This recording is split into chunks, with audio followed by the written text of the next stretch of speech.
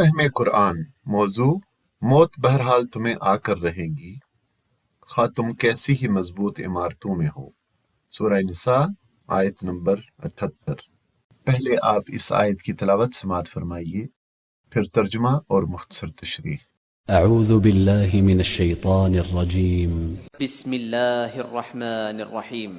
أينما تكونوا يدرككم الموت ولو كنتم في بروج مشيدة۔ جہاں بھی تم ہو، موت بہرحال تمہیں آ کر رہے گی، خواہ تم کیسی ہی مضبوط عمارتوں میں ہو۔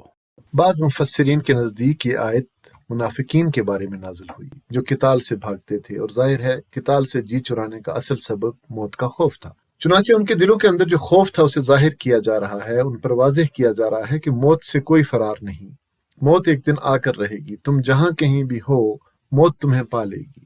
اگرچہ تم بہت مضبوط قلعوں کے اندر، ٹاورز کے اندر اپنے آپ کو محصور کر لو، پھر بھی موت سے نہیں بچ سکتے۔